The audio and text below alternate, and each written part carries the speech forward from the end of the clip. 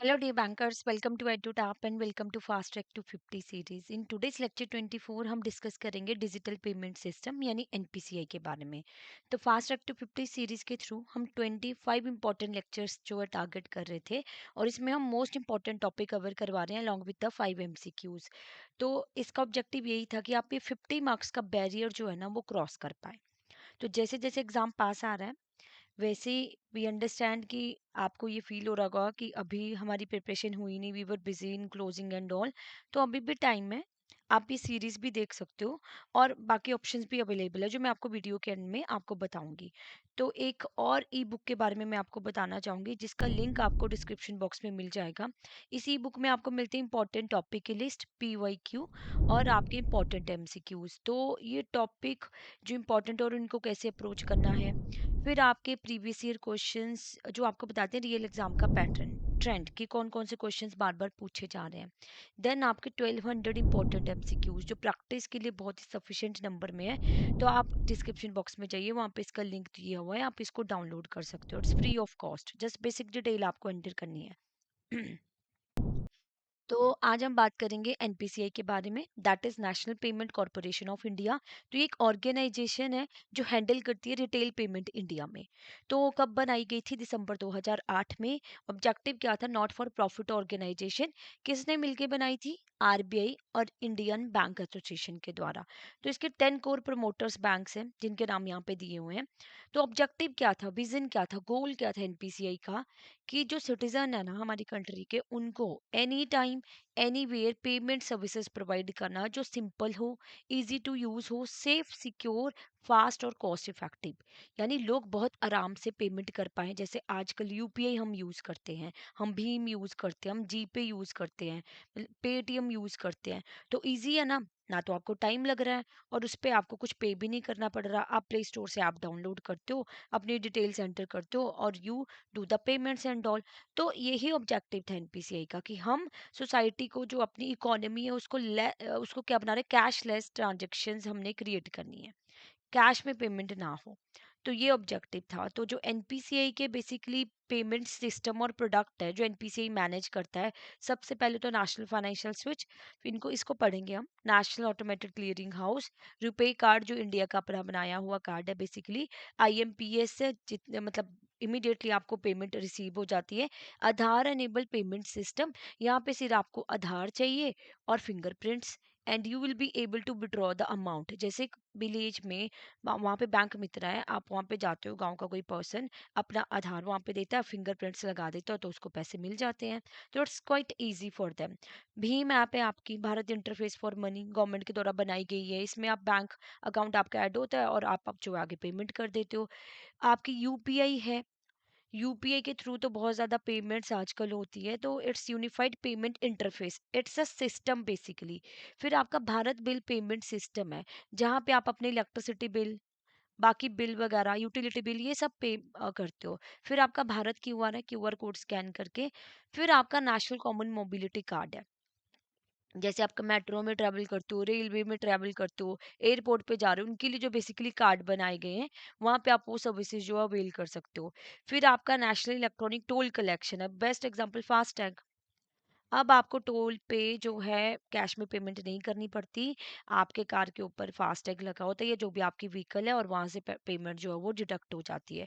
तो ये सारे पेमेंट सिस्टम है जो एनपीसीआई के द्वारा लाए गए हैं कि हमने कैश में पेमेंट्स जो है वो नहीं करनी है, हम डिजिटल पेमेंट को बढ़ावा देंगे। National financial switch important topic और पूछा भी गया था आपके एग्जाम में इस बार। तो है क्या? Largest network of shared ATM in India. तो किसके द्वारा बनाया गया था? आईडीआरबीटी के द्वारा 2004 में। गोल क्या था? कि इंटरकनेक्ट करो एटीएम्स को कंट्री में और फैसिलिटेट करो कन्वीनियंस बैंकिंग। बट एनपीसीआई ने इसको टेक ओवर कर लिया था ऑन दिसंबर 14 2009। तो एनएफएस आपको क्या ऑफर कर रहा है? बेसिक सर्विसेज, जैसे कैश विड्रॉल आप कर सकते हो, बैलेंस इंक्वायरी, पिन चेंज और मिनी स्टेटमेंट्स आप निकाल सकते हो। तो एनएफएस वैल्यू एडेड सर्विसेज भी आपको ऑफर करता है एटीएम सीडीएम पे। एक एग्जांपल से समझते हैं। I have a SBI ATM card and I am going to the market. मुझे वहाँ पे आईसीआईसीआई बैंक का एटीएम दिख रहा है, एचडीएफसी बैंक का एटीएम मशीन है, तो कोई भी अदर बैंक का एटीएम है, तो मैं वहाँ पे भी यूज कर सकती हूँ अपना एसबीआई का एटीएम कार्ड। तो एनएफएस का ऑब्जेक्टिव है कि नेटवर्क करना एटीएम्स को, कि आपके पास किसी भी बैंक का एटीएम कार्ड है, you can use it any ATM machine किसी भी बैंक की। तो और ये वैल्यू एडेड सर्विसेज जो एक्स्ट्रा, ये तो आप मेन चीजें कर ही पा रहे हो, कैश विड्रॉल कर पा रहे हो, balance inquiry, pin change, mini statements वगैरह बेसिक सर्विसेज। फिर आप ये वैल्यू एडेड सर्विसेज भी अवेल कर पा रहे हो, इंटरऑपरेबल कैश डिपॉजिट, दूसरे एटीएम से कैश निकलवाना, है ना, दूसरे कार्ड से, मोबाइल बैंकिंग रजिस्ट्रेशन करना, card to card fund transfer करना चाहते हो, चेक बुक रिक्वेस्ट भी भेज सकते हो आप, स्टेटमेंट रिक्वेस्ट आपको यहाँ पे भेजोगे तो आपको मिल जाएगी आधार नंबर सीडिंग। आपको अपने एसबीआई बैंक अकाउंट के साथ अपना आधार नंबर जो है वो लिंक करना है, तो आप इन बैंक्स के एटीएम्स में जाके भी कर सकते हो। तो ये तो वैल्यू एडेड सर्विसेज यूटिलाइज की जाएगी कार्ड होल्डर के द्वारा by using any other participating member bank ATM infrastructure. जो हम बोल रहे हैं कि मेरा एसबीआई में अकाउंट है, I am using this bank ATM machine, so this is a benefit of national financial switch. अब पढ़ते हैं नेशनल ऑटोमेटेड क्लियरिंग हाउस के बारे में, दैट इज नैच। किसने इम्प्लीमेंट किया था? एनपीसीआई ने। किसके लिए? बैंक्स हो गए आपके, फाइनेंशियल इंस्टीट्यूशंस, कॉरपोरेट, गवर्नमेंट। तो ये है क्या? ये है वेब बेस्ड सॉल्यूशन जो क्या प्रोवाइड कर रहा है? Inter bank high volume electronic transaction जो बार बार होने वाली है, हर महीने सैलरी आती है एम्प्लॉइज की, ठीक है, बिल पे करना पड़ता है आपको, ये सब हर महीने होने वाली ट्रांजेक्शन है, पीरियोडिक इन नेचर होती है और रिपीटेटिव है, ठीक है, तो इसके थ्रू की जाती है। जैसे एक ही टाइम पे सारे एम्प्लॉयज को सैलरी कैसे मिल जाती है, इतने सारे एम्प्लॉयज काम कर रहे हैं, जैसे बड़ी बड़ी कंपनीज है, बैंक्स हैं, this is through national automated clearing house. तो यूज होता है ये कि आप बल्क ट्रांजेक्शन कर पाओ, जैसे आपने सब्सिडीज की डिस्ट्रीब्यूशन करनी है, आपने डिविडेंड्स पे करने हैं, यू हैव टू पे द इंटरेस्ट, सैलरी, पेंशंस, तो आप ये इसके थ्रू पे करते हो क्योंकि वो बहुत सारे लोगों तक पहुंचना होता है अमाउंट, ठीक है। फिर आपकी बल्क ट्रांजैक्शन किसके लिए? कि आपने कलेक्शन करनी है। टेलीफोन बिल गवर्नमेंट क्या करती है? कलेक्ट करती है electricity bill, water loan, investment mutual fund में इंश्योरेंस प्रीमियम, ये सारा। और जो जब आप एनएसीएच को इम्प्लीमेंट कर रहे हो तो वहाँ पे common single set of operating business rules follow होते हैं, ओपन स्टैंडर्ड्स और बेस्ट इंडस्ट्री प्रैक्टिसेस जो कॉमन रहती है सभी पार्टिसिपेंट्स में, सर्विस प्रोवाइडर में और यूजर्स में। ओके, तो नैच सपोर्ट करता है आपका आधार बेस्ड ट्रांजेक्शन जिसके बारे में हम बात कर रहे थे। इसका ऑब्जेक्टिव क्या था? कि फाइनेंशियल इंक्लूजन लेके आना है। तो ये इनिशिएट किया गया गवर्नमेंट एजेंसीज और बैंक के द्वारा। तो नैच का जो आधार पेमेंट ब्रिज सिस्टम है जो एनपीसीआई ने बनाया, वो हेल्प कर रहा है बहुत ज्यादा गवर्नमेंट को और उनकी एजेंसीज को, डीबीटी स्कीम जो वो इम्प्लीमेंट करते हैं ना गवर्नमेंट, उसको सक्सेसफुल बनाने के लिए, कि आपको एलपीजी सब्सिडी डायरेक्टली बेनिफिशियरी के अकाउंट तक पहुंचानी है। आप क्या यूज कर रहे हो? APB, that is Aadhaar payment bridge. तो एक यूनिक पेमेंट सिस्टम है, एनपीसीआई के द्वारा इम्प्लीमेंट किया गया था, जो यूज करता है Aadhaar number central key for electronically channelising the government subsidies and benefit to Aadhaar enabled bank account.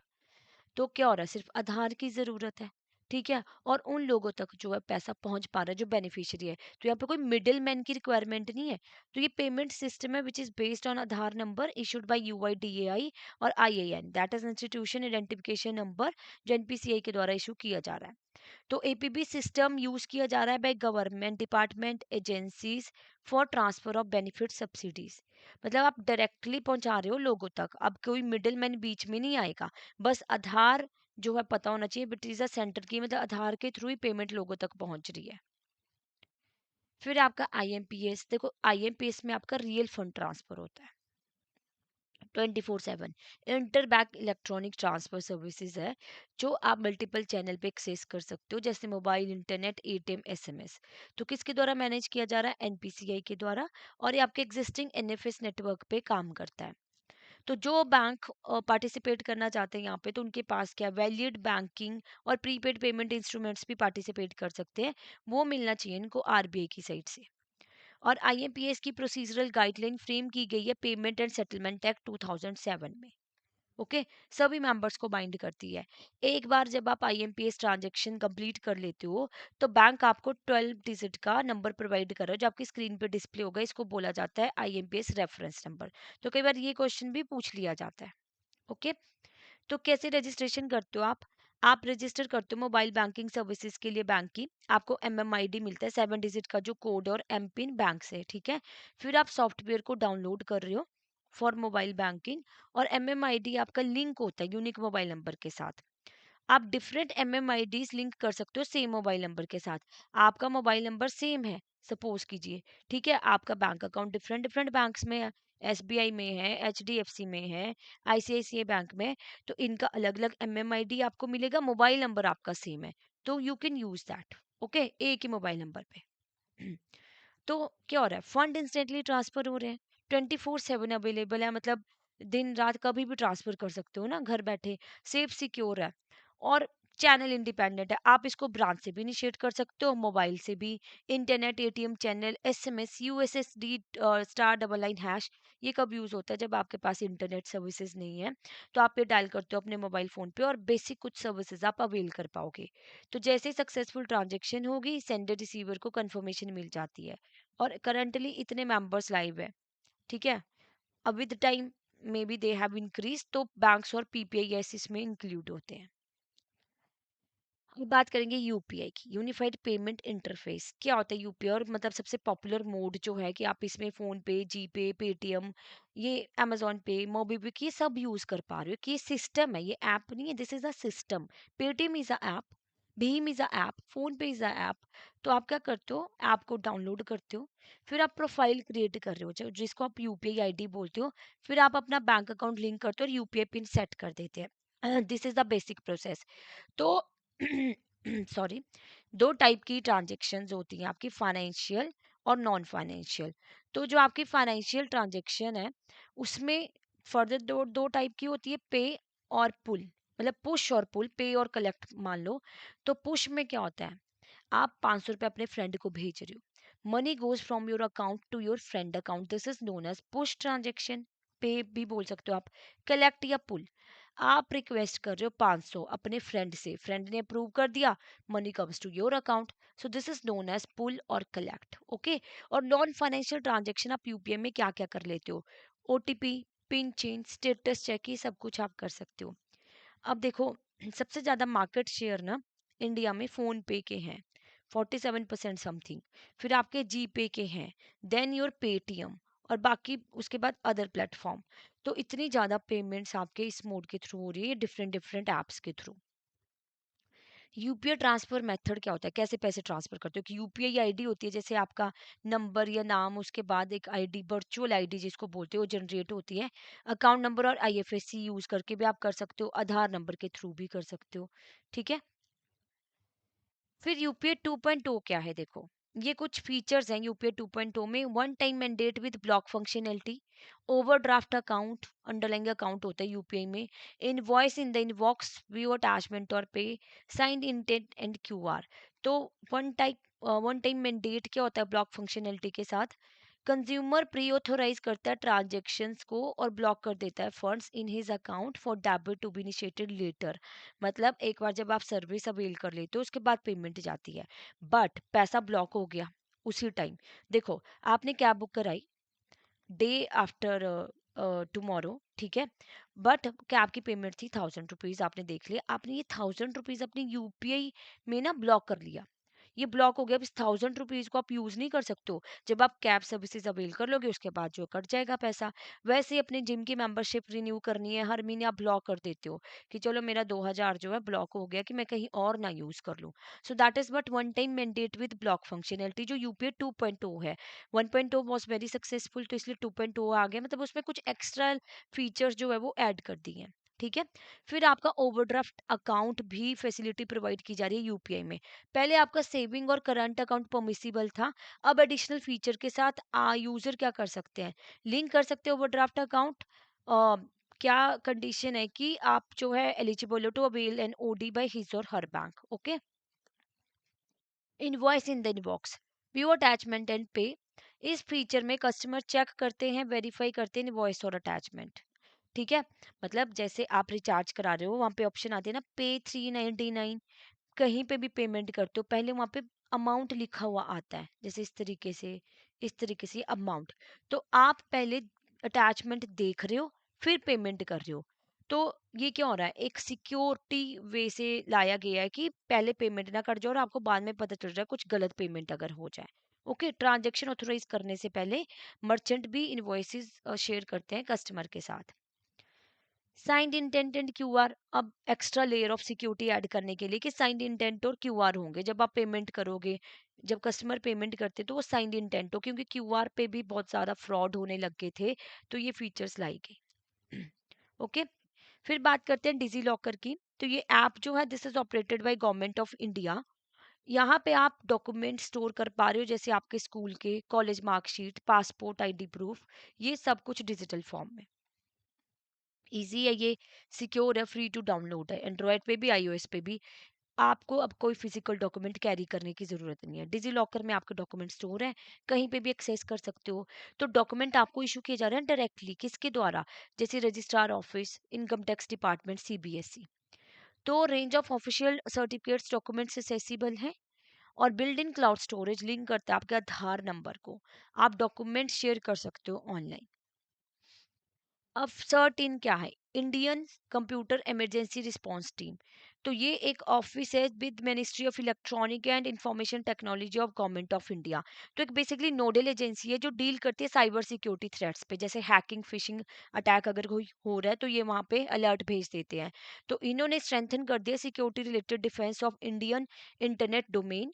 और ये आपको incident prevention response services, security quality management services offer कर रहे हैं। तो कब सेट किया था, एस्टेब्लिश किया गया था, information technology act 2008, national agency basically की साइबर सिक्योरिटी फंक्शन कंडक्ट करने हैं।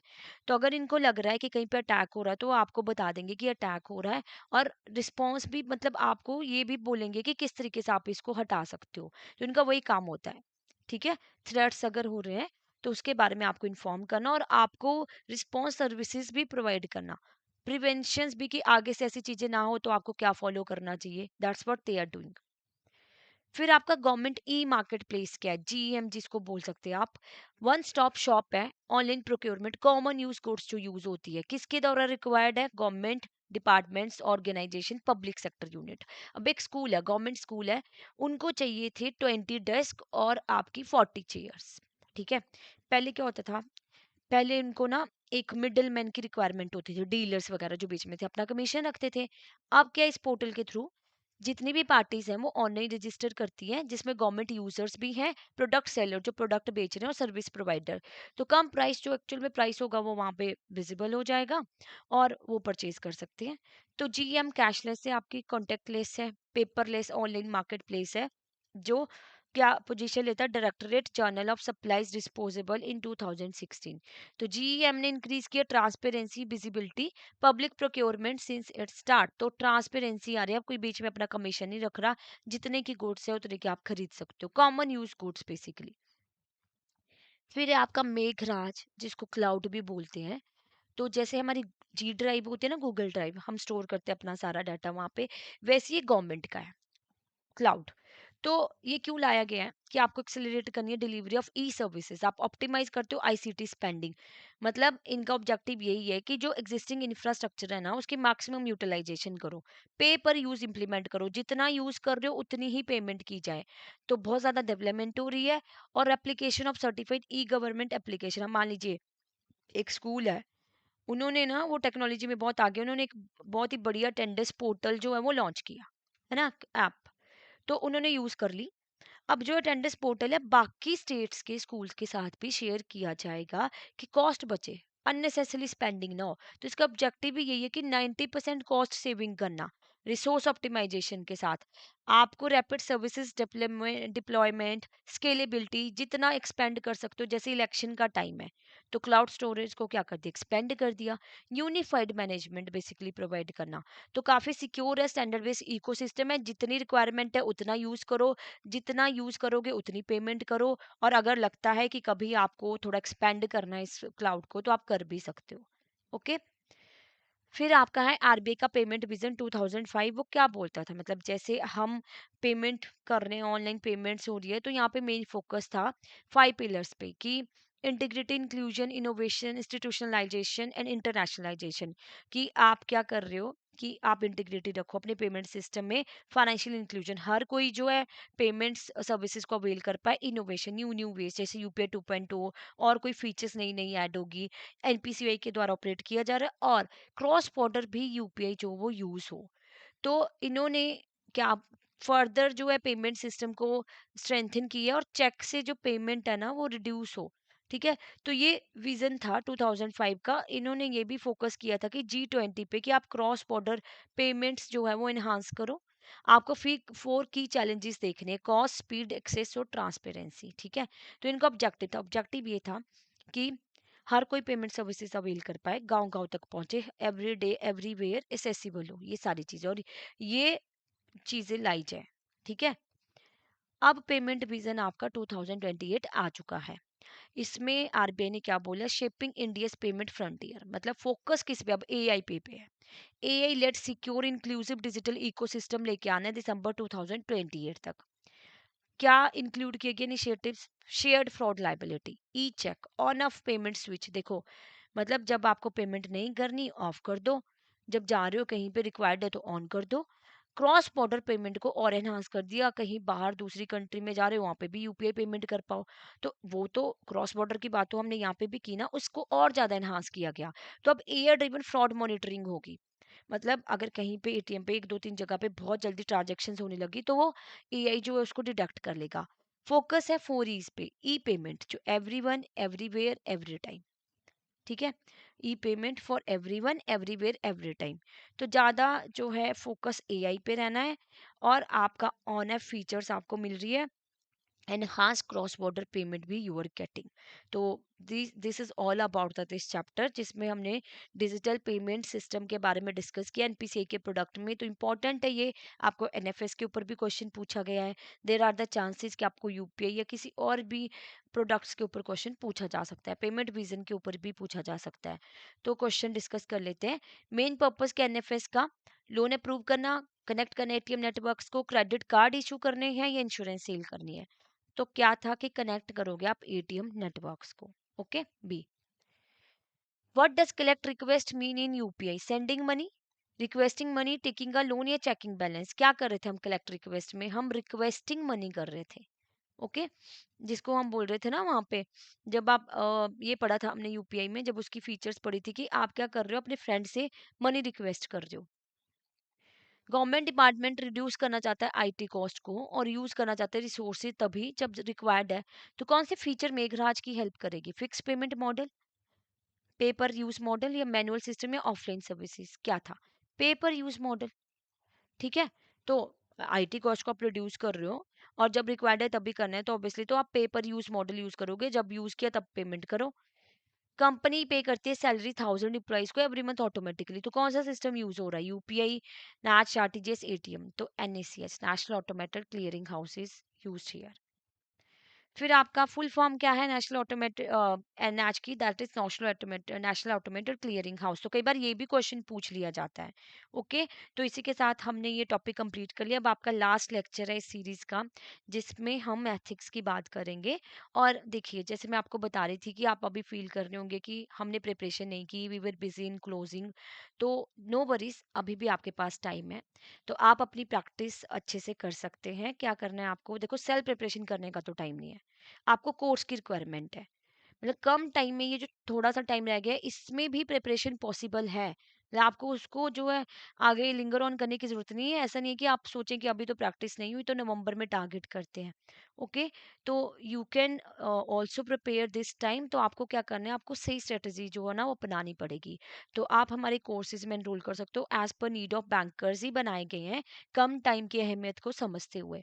बैंकर कैप्सूल कोर्स है हमारा, जिसमें आपको रिकॉर्डेड क्लासेस मिलेगी, बहुत ही कम क्लासेस और बहुत अच्छे से आपकी प्रिपरेशन हो जाती है। तो अगर आपको 4 सब्जेक्ट्स के लिए चाहिए चाहिए बैंकर कैप्सूल कोर्स तो आप यहाँ पे एनरोल कर सकते हो। इसमें कोड यूज़ करना है अप्रैल 80, आपको फ्लैट 80% ऑफ मिलेगा। देखिए आपको कोड यूज़ करना पड़ेगा तब आपको ये डिस्काउंट वहाँ पे विजिबल होगा। ओके, तो कोड है अप्रैल 80। तो आप इंडिविजुअल कोर्सेज में भी एनरोल कर सकते हो एज पर योर नीड। और फिर हमारा सुपर क्रैश कोर्स बैच 3 भी लॉन्च हो चुका है। इसमें आपको 2.5 घंटे की मॉर्निंग इवनिंग जो है वो क्लासेस मिलती है। ठीक है, मोस्ट इंपॉर्टेंट टॉपिक्स यहाँ पे कवर करवाए जाते हैं। बाकी लाइव क्लासेस हैं, लाइव क्लास मिस हो जाती है रिकॉर्डेड फॉर्म में भी देख सकते हो। फिर आपको नोट्स मिल रहे हैं, सॉल्व पीवाईक्यू, आपके chapter wise mock test, full length mock test, flat 80% off के साथ। April 80 is the code you have to use. बाकी जो आपका ये टेस्ट सीरीज है हमारी, अगर आप प्रिपरेशन कर चुके हो, प्रैक्टिस करना चाहते हो तो टेस्ट सीरीज में एनरोल कर सकते हो। इसमें आपको solved PYQ, full length mock test, chapter wise mock test, ये सब कुछ आपको फ्लैट 80% ऑफ के साथ मिलेगा। और फिर हमारा मास्टर कोर्स है, कंप्लीट मास्टर कोर्स। इसमें क्या होता है ना, डिटेल स्टडी करवाई जाती है और आपको लाइव क्लासेस भी मिलती है। बट ये आपके लिए अभी सुटेबल नहीं रहेगा, अभी आपके पास बहुत ही कम टाइम है। तो ये नवंबर को अगर आप टारगेट कर रहे हो जीआईबी एग्जामिनेशन को, तो आप उसके लिए इस कोर्स में एनरोल कर सकते हो। बाकी मैं बताना चाहूंगी कि कोई भी कोर्स परचेज करने से पहले आप एक डेमो देखना चाहते हो कि क्लासेस का लेवल क्या है, तो आप हमारे 3 आवर्स के ट्रायल कोर्स में एनरोल कर सकते हो विद जस्ट ₹1। और कोई डाउट है आपको, कोई और क्वेरी आपकी, तो आप हमें इस नंबर पे कॉल कर सकते हो, मेल कर सकते हो hello@edutap.co.in। Just minute. तो इसी के साथ हमारा ये जो है फास्ट ट्रैक टू 50 सीरीज का लेक्चर जो कंप्लीट होता है। तो लास्ट रह गया हमारा all the best for your GIB में 2026 एग्जामिनेशन।